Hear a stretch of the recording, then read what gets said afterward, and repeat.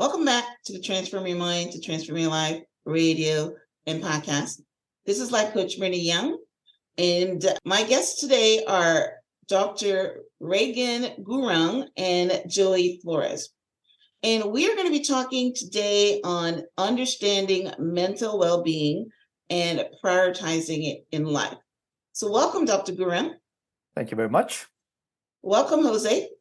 Thank you very much for having me. You're very welcome. All right, so let me give you guys a short introduction to my guests.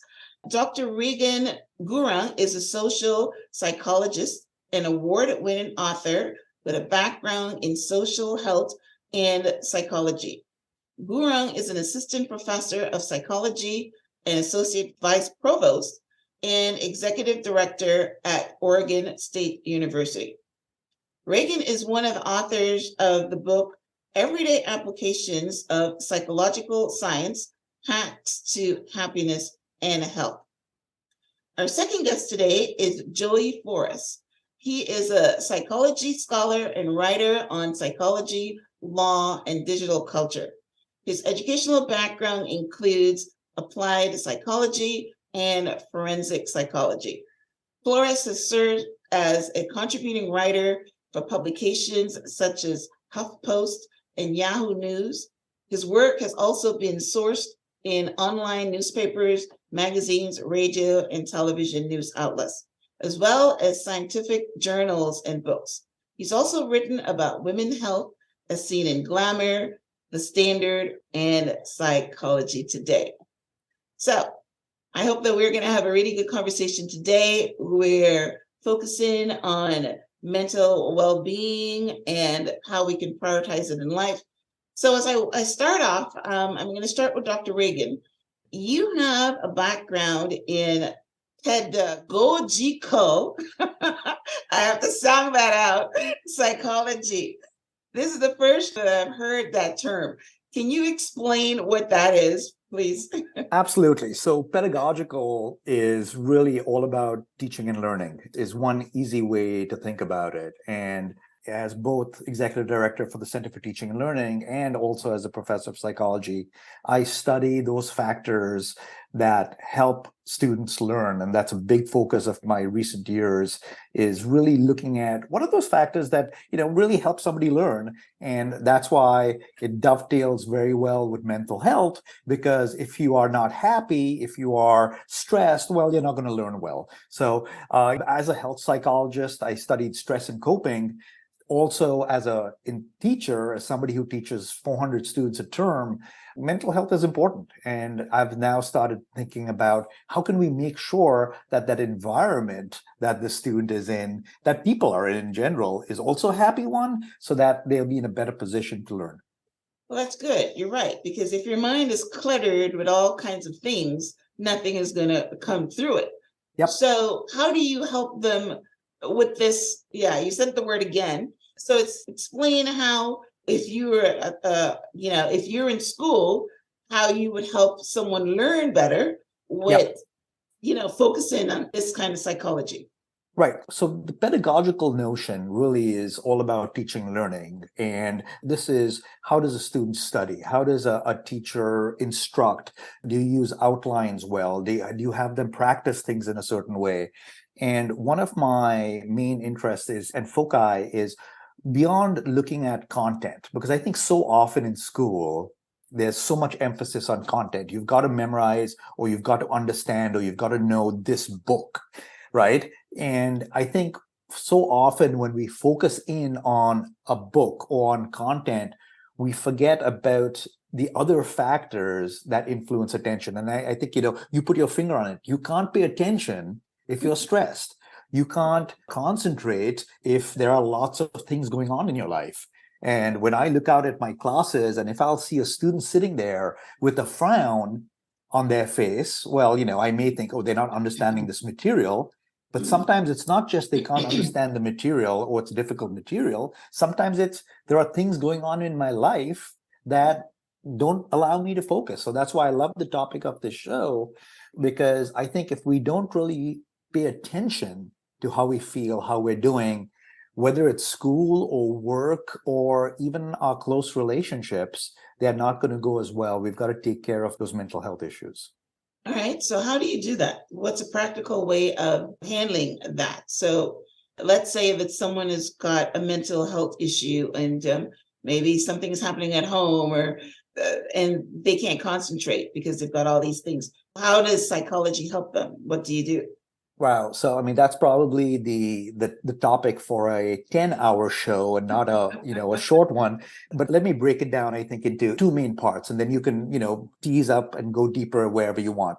Right. So I think right off the bat, the first thing I need to say is that we all should remember that there is a spectrum, there is a scale, a range of not feeling good, right? So, when you think about what is mental health, what is mental illness, well, we've got to start with the realization that there's a range. There is a big difference between, you know what, I don't feel too good right now, versus I can't sleep, I can't eat, I can't think. You're and right. actually, Yes. right? It's even more than that. You may feel so down for a day or 2 days. It's very different from you feeling really down for 2 weeks. And so that's the first thing anybody listening should bear in mind. We all have periods of blue moods. We all have periods, short periods of anxiety, short periods of stress, short periods of what's commonly referred to in psychology as depressed mood. That's very different from clinical depression or clinical anxiety. And if you're wondering, is there an easy cutoff? Well, an easy cutoff that we can share in minutes is how long have you been feeling like that? If it's been, and the rule of thumb is, if you've been feeling like that for 2 weeks or more, go get help. Call somebody, talk to somebody, and that's so important. There are so many of us who are, say, oh, I'm resilient, I'm strong, I'm tough, I can make it through this. Well, psychology and psychological science says, no, as resilient as you may be, we all can do with some help. And psychological science is there to provide it. So whether it's a clinician, whether it's a counselor, and it depends what setting you're in. If you're in a workplace setting, there may be somebody at work. If you're in a school or college setting, there's a health center. If you have been feeling down, and we don't even need to get more jargony. If you've been feeling down, if you've been feeling low for 2 weeks or so, go get some help. If you've been feeling low for 1 or 2 days, well, that's when we can go into next, right? Because you said, what can you do? There are some short-term things that can make a difference, right? This first one may or may not surprise you. Sleep more, all right? Yeah. Sleep more. Very often when we don't sleep enough, that completely colors our attention. But isn't that feeding, when you're stressed, you don't sleep. And then it circles back where you feel worse, right? But right? yes. And that's exactly it. And actually, I like the way you said circle, because let's reverse that circle. Because you're stressed, you're not sleeping. Well, lo and behold, you force yourself to sleep more, it actually turns around and influences your stress. So, in the intro, you mentioned that I'm a health psychologist. One of the things we study in health psychology is what is the physiology of stress. Well, a lot of stress is in our minds, right? Shakespeare said there is nothing either good or bad, but thinking makes it so. Right? And I like that one. Right. And so a large part of stress is you thinking whether you're stressed or not. But that's all well and good. But the reality is, once you think you are stressed, it activates a whole cascade of activity in your body. And cortisol levels go up. And all you got that it. stuff, right? Yep, Yes. Yep. The fight or flight response, cortisol levels, catecholamines, adrenaline, all of that stuff, insulin levels. And when you sleep, you actually can reverse a lot of that. Now, here's an even quicker fix. Right now, I am talking slower and breathing deeper. Right there is a arm of our nervous system called the parasympathetic nervous system. And the parasympathetic nervous system is all about getting us back to normal after we are stressed. And you and I, listeners, can help out their parasympathetic nervous system as simply as breathing slower. I work a lot on that. Even I just finished doing a webinar on the vagus nerve, and I learned so much about the vagus nerve and the parasympathetic. And I activate it every day. When I go into the park, I hum. I make sure I do my box breathing. And you're right. Yeah, so you nailed it, right? So right there, and clearly, there's a whole show on that, which is great. But I think next to that, so, that's one category. You mentioned the park, which brings in the second thing, get some physical activity, right? And we can unpack that. But I'll mention the third thing. And here's probably the biggest one for the majority of us. Give yourself some mental space. So many of us, and I see this in my students. I see this when I'm waiting at an airport. I see this at the grocery store. There are so many people who, the moment they have a moment, they will flip out their phone and start scrolling, right? Now, if they're scrolling to your YouTube videos, that's great because they learned something. But the reality is, it's bad. It's bad. Those phones are it's hijacked everybody. You know what I mean? Nobody even wants to talk to you. I look at people that just have that thing in their hands and they're not interacting with anybody or just filling dead space by scrolling, or some people are addicted to news.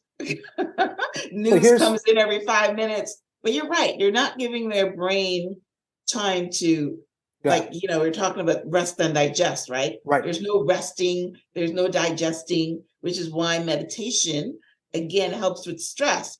So that was a great introduction to that word. I'm not going to say it again, but but I'm understanding what it is helping people study and understand. And I think you also have a book on that, right? What's the name of the book? So it's How to Study Like a Champ. And this topic and what you talked about is so important that there's an entire chapter on physical activity and sleep, and actually not finding yourself locked to your phone. Because when people normally think about, Dr. Gurung, tell me, how should I study? Well, cognitive science has some recommendations. You should repeatedly test yourself. You should space out your studying instead of cramming. But what we don't say enough in that breath, or in that sentence, or in that recommendation is take care of yourself. Eat well, get physical activity. And that's my crossover is, whenever I think about teaching and learning, and in the book Study Like a Champ, we give you cognitive skills. And, and when I say we, this is my co-author, John Dunlowski at Kent State. And he and I have both studied learning and cognition for years. And we've both been teachers for years. So this book is not just some jargony, this is what the scientists say. We've actually put it into terms that will be readable and understandable, I think, to students. But a big part of that is what you're so nicely focusing on, which is mental health, which is the taking care of ourselves, which is avoiding burnout. Yes, very important, very important. Yes. You got to clear the brain before you can stuff things in it, right? Right. So let me just throw in one really quick one, because I always like quick, pragmatic things. Whether it's you, Myrna, or anybody listening, ask yourself this question. How long in the morning is it before you touch your phone? Now, I'm not talking about shut your alarm off, because I know many folks use it for their alarm, but I'm saying, how long is it in the morning before you touch your phone to look at stuff? Okay. And I know you're thinking, and I can see you smiling. I know, right? Well, I have a pretty big morning routine. I read my Bible, I meditate, I go walk in the park, I listen to podcasts or inspirational books, and that takes, 2 hours or more. But you're right. When I get up, before I do any of my meditation stuff, for some reason I do check my phone, and I know I'm not supposed to check my phone until I do all those other things. But yes, you got me. But you're right. I've heard a lot of people say it, and it's not anything new, don't check that phone. But funnily enough, you just mentioned a psychological hack, which is if your phone rewards you if it is pleasing, use it as a reward and say, you know what? I will check my phone, but not until I've done this or that. This and that, right? Yeah. And it looks like you do that pretty well. That's the key. Is yeah, sure, use it as a reward. I'm not saying don't do it. I mean, I I enjoy. should have jumped out of bed and check it for some Right. unknown reason. Yep, but I do. Scroll that email. I mean, I don't go on Facebook, but I do scroll my email, see if anything interesting happened over the night or whatever. But yeah, so that was a great introduction, Dr. Gurung. All right, Mr. Florez. So one of the questions I want to ask you is, your work is on digital culture and forensic psychology. So how does digital culture influence forensic psychology, and what exactly is a digital culture? So, forensic psychology has become affected by digital culture in recent years, mainly due to the rise of social media and internet cultures. Forensic psychologists, they now delve into investigating behavior in cyberspace and also assisting law enforcement agencies. It's an interesting part of the role of forensic psychologists, and it continues to be the subject of rigorous academic research. Numerous health conditions that affect well-being, such as internet addictions, they've actually been discovered as a result of investigating pro-social and antisocial behaviors in digital cultures. So a digital culture can be defined as community, or it could be defined as a group within a online domain. Okay. Yes, I got that now. Yeah, that is definitely a culture. All right. So what is forensic psychology? When I'm hearing forensic, I'm thinking of deceased or death. So digital culture like Facebook or Instagram, did I marry them correctly? Why am I lumping them together? So forensic psychology is the intersection with the legal system and psychology. There is a type of psychology called cyber psychology, and there's also one called cyber forensic psychology, which is basically investigating behavior in digital cultures. Mental well-being is investigated within digital cultures, within digital landscapes. I've written about mental well-being. I've written about women's health. I've written about mindfulness before I began studying forensic psychology. All right. Sounds excellent. All right. So, Dr. Gurung, let me go back to you. So, you do a lot of work with mental well-being. Can you give us a few tips on how to take care of one's mental well-being? I know we talked in the beginning regarding taking care of your parasympathetic nervous system and with the vagus nerve. Is there anything else you can do to I think help with your mental well-being? so. In addition to slow breathing, and in addition to the very important caution to go get help if you've not been feeling well for a time, in addition to that, I think one of the biggest things that really stresses us out is when we don't plan well. And I think one of the best things we can do is examine our day-to-day lives, our weekly lives, and look at, are you somebody who often plans things and ends up doing it at the last moment? Are you somebody who has forgotten things? All that, those kind of things really can influence our stress levels. So there are a couple of different domains that I like to think about it as, and in answering your question, we can look at the different areas of our life, our work lives, our relationships, and family lives. And in each of those, I think very often you will see the importance of planning.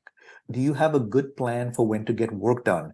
Have you explicitly planned to spend time with those you really care about? Some of us focus so much on the work side that we don't give our friends and family enough time. So that's one big work-life balance is Yep. one of the things. Yeah, people don't talk about it anymore, but work-life balance was a big thing in the 90s, right? Well, and something I'm really fond of thinking about whenever I hear that phrase work-life balance, I think it brings to mind this teeter-totter or a balance, that is balanced. Well, the reality is, and my firm belief actually, as an opinion, I should say, is that if you're thinking of a balance of 50-50 or both sides of the balance are equal, that's probably not what reality is. And Yeah, so right. I like to It's reframe probably it. why they dropped it. Exactly. So, Right. it's a term that's just thrown around, and I'd much rather think about priorities. You ask yourself, and again, this goes back to answering your question, right? Ask yourself, what's important to me?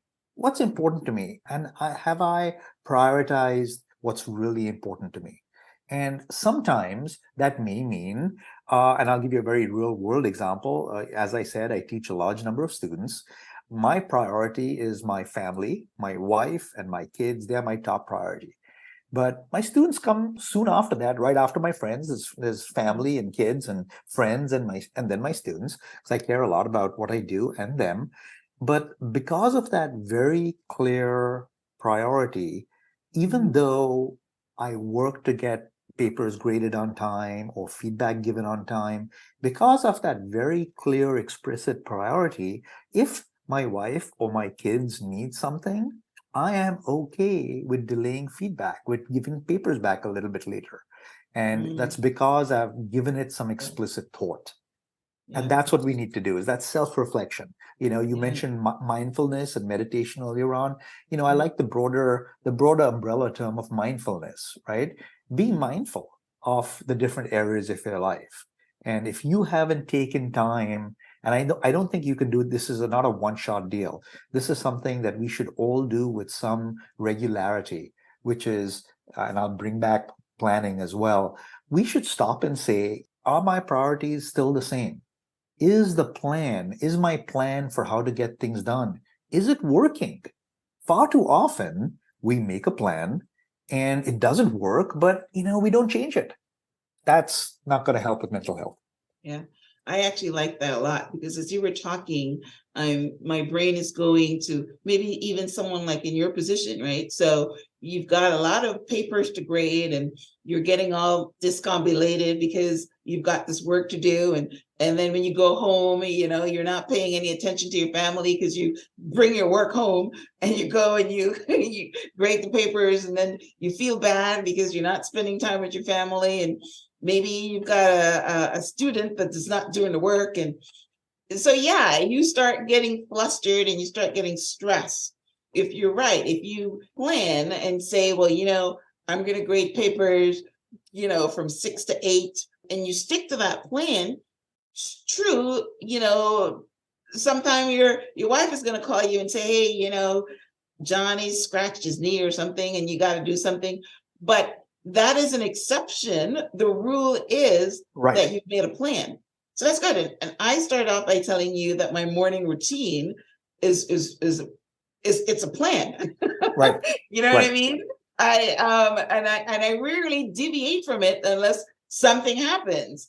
But I just don't wake up in the morning and think, well, I'll do this if this doesn't work, or you know what I mean? It's a plan. And yes, that definitely helps with my stress level and all the things that I want to focus on, and my priority and that whole thing. So and let me pick up, let me pick up on something that you've said a couple of times now, which I really want to make sure everybody listening catches, which is, you've got a plan and you stick to it, even though there are some days you can't. But the thing is, by virtue of you sticking to it, that brings up another key answer to your question about what's for good mental health.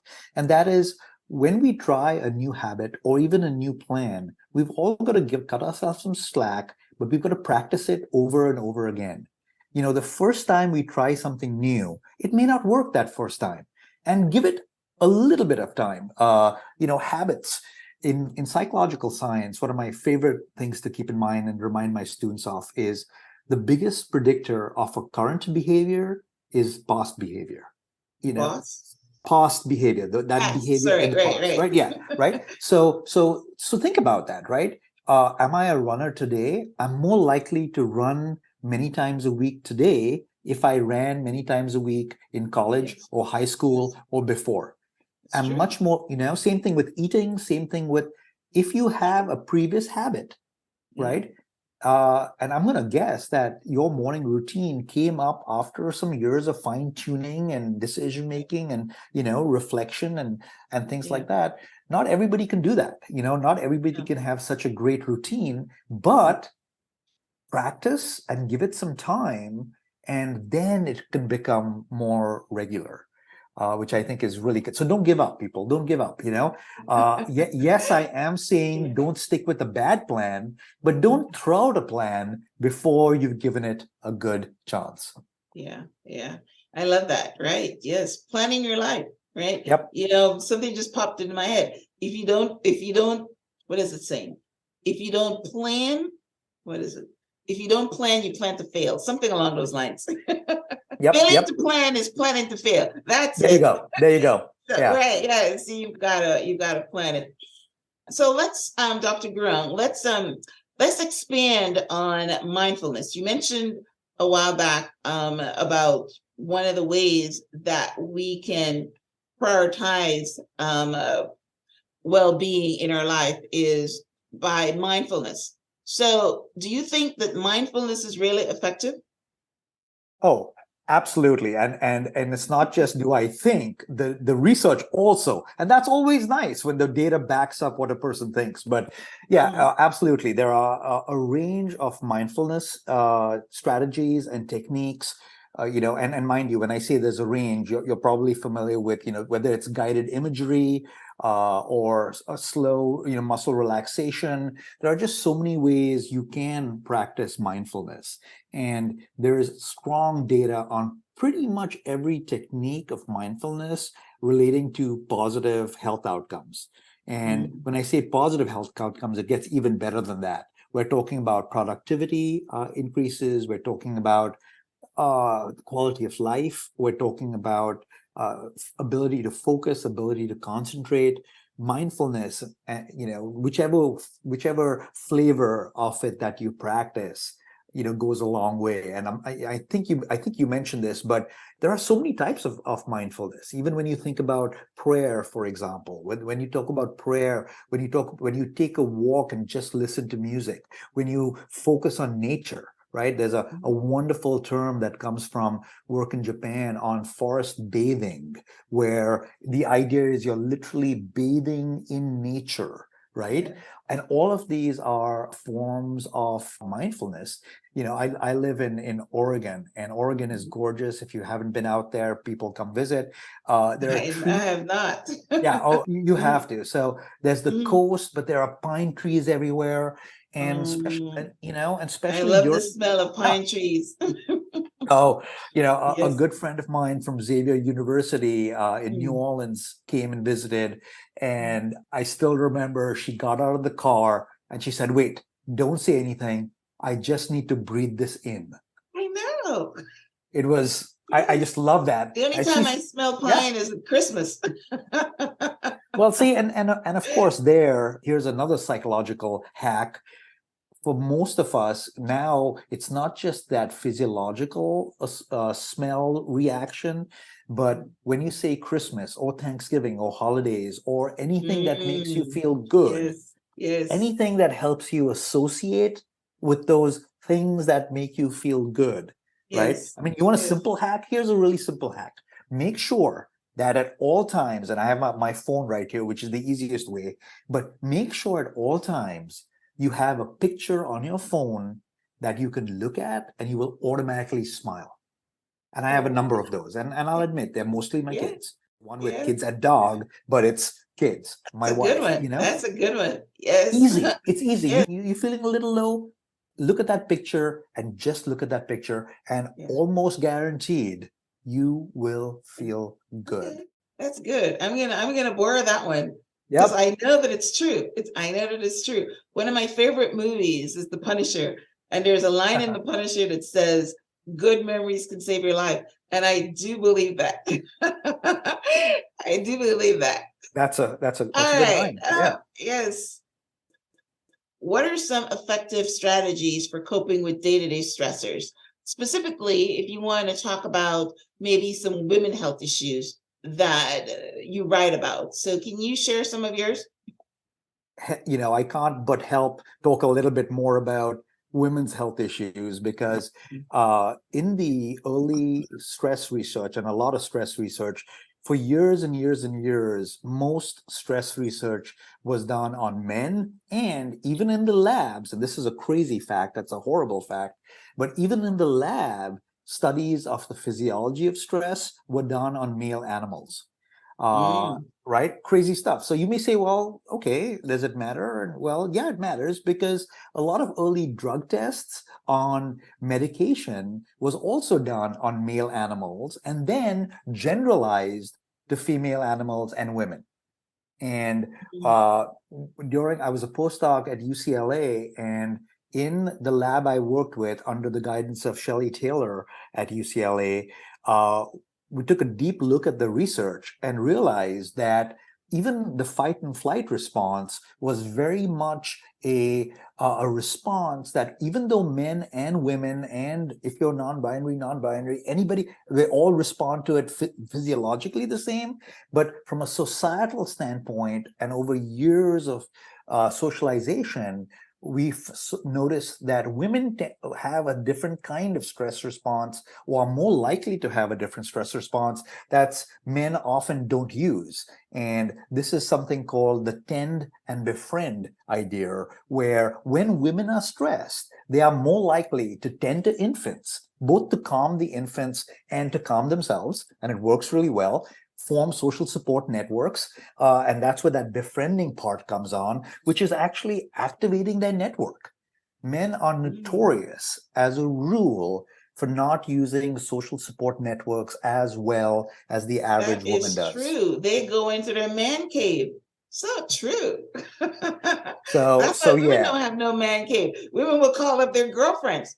That is very true. There you go. Yes. And as a health psychologist, I can tell you, social support is one of the most powerful aids that one can have. Each of us should work on cultivating a network, forming a network, maintaining a network. And it gets even more powerful. Check this out. Very often we think, how many people came to my aid when I need it? Well, that's important, right? If your car broke down, how many people, jumped out and said, I'll give you a ride? Well, that's a number you can count up.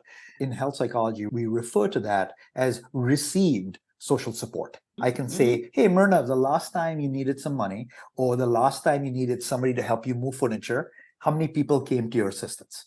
Well, that's great. And the number of people that you count up is actually an indicator and will predict mental health and well-being. So that's cool as it is, right? But it gets even cooler. Even right now, as you sit there, if I say to you, Myrna, if you needed help, how many people do you think you could count on? The more people that come to your mind right now is also a predictor of your physical and mental well-being. Wow. That is powerful there, because isolation and people that are depressed is because they're lonely and they don't have any friends and they don't have anybody to call. That is very true. I've never ever thought about it like that, but that is very true, because if you think that you have no one, then your mental health is going to tank, right? Absolutely. Yes. Wow. That's powerful. It's powerful right there. That's a psychological tip right there. Is right now, if somebody's listening, just text a friend and say, hey, I was thinking of you. Because that's the kind of stuff I think all of us need to do more of, because when we do those kind of things, that's just building up this, supportive aura that we have, and then that we can come in handy. Yes, that's awesome. All right, Mr. Florez, one of your things that you write about is also about nature. So how can spending time in nature be beneficial for one's mental well-being? Now, Dr. Gurung also talked a minute ago about a nature bath. So maybe you can expand on that, or maybe you have something else. So understand whether spending time in nature can be beneficial to one's well-being. An evolutionary perspective may be the most useful to consider. We humans we're social animals and have always maintained connectedness to nature that strongly reinforces our psychological and social health. Given our strong, long-standing connection to the natural environment, which stems from an innate need to associate with other forms of life. It is widely believed that walking in nature, even if it's just for about 10 minutes, it could improve positive affect and cognition. Edward Wilson, which introduced a theory of innate nature connectedness, he called it biophilia hypothesis in a book he published. Presumably, as social animals, proximity to nature implies greater access to food and fresh water, which is an evolutionary trait that continues to define, human behavior as part of a primitive instinctual desire. So in a sense, the interdependence between humans and the natural environment is essential. Without it, psychological health would suffer, similar to how our respiratory health would suffer from like a lack of exposure to perennial plants like trees. There's a lot of studies that were published on this subject, and it basically concludes that spending time in nature is beneficial to well-being.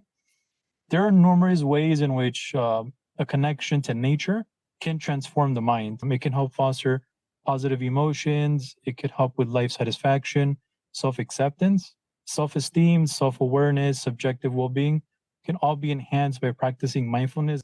Spending time in nature does not need to require walking, jogging, or hiking through expansive green spaces. Simply purchasing organic foods, becoming vegan, or installing office windows with like a nice view of nature, all that is sufficient to help ease the mind. Oh, I like that. I like that. So yeah, because when people are talking about being in nature, it's walking in the parks or even walking on the beach, or it involves some kind of activities outdoors. But you're right, you can bring the nature indoors by having plants. But did you just say that having a picture of a plant works too? Did I hear you correctly? Well, I think that works too. Okay. Yeah, so that's amazing. Yes. Listen, I walk an hour in the park every day, and it is when I'm away, I can't wait to get back because it does something to me.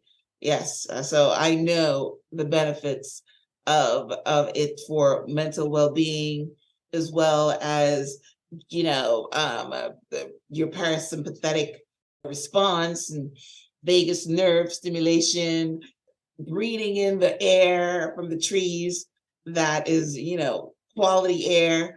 All those things are excellent. So yes, I like that. Okay. Yeah, Dr. Gurung, you had Yeah. something to add to that?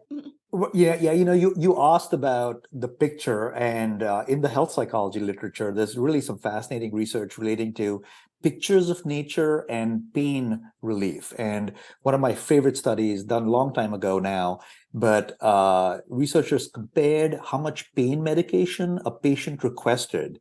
And they compared patients in a room with no view. I mean, literally the windows looked out at a brick building versus rooms that looked out onto green or a garden. And lo and behold, the patients in rooms with looking out at the view, they even requested less pain medication. And now here's the kicker, going to your question, they found similar effects even with artwork and curtains that had green on it.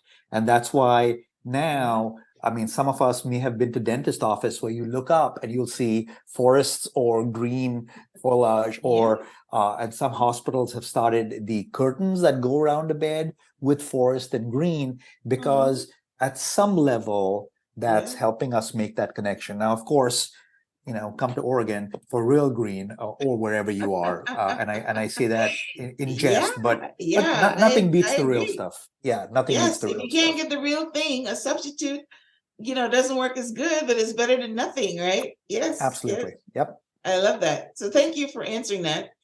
All right, guys. So we've had a great conversation. Thank you so much for being on the show. Before we go, so Dr. Regan, you've got 2 books. You can mention them again and tell people how they can get a copy of them. And if you're on social media, what are your social media handles? So the one I started off talking about was Study Like a Champ, and the other one is Psychological Hacks to Happiness and Health. And the easiest way is just search by my last name, Gurung, First name Regan, Regan. You can just search for that on Amazon. You'll bring up all my recent stuff. And the easiest for a whole list, I am at regangurung.com, ReganGurung.com. And you can learn more about all these different things out there. All right, Mr. Florez. So tell us about how, listeners can connect with you. I know you've got a book coming out in the fall. Yeah, so I have a book that's going to be released in the fall of this year. It's called A Short Introduction to Psychology. You can learn more about it by following me on Instagram at Joey Florez, COM, and Twitter at It's Jose Florez. And also I have a website, joeyflorez.com. Okay, perfect. All right, I will link out to your books and your website in the show notes, which will be on the show page, blog.myhelps.us. So thank you, gentlemen, for being on the show. Thank you, listeners, for tuning in to Transform Your Mind, Transform Your Life, the radio and podcast. I appreciate you. I appreciate you guys for tuning in every week so I can bring you quality conversations that would help you to transform your mind so that you can transform your life. So guys, thanks again for being on the show. And until next time, namaste. Thank you, Myrna. Thank you, Myrna. Bye.